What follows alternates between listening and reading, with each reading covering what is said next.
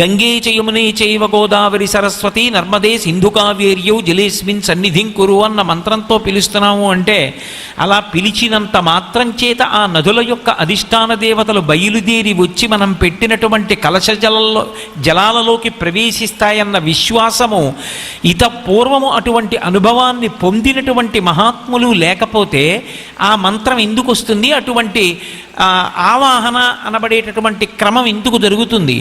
అంత గొప్పగా మనం పిలిచేటటువంటి నది గంగా నది.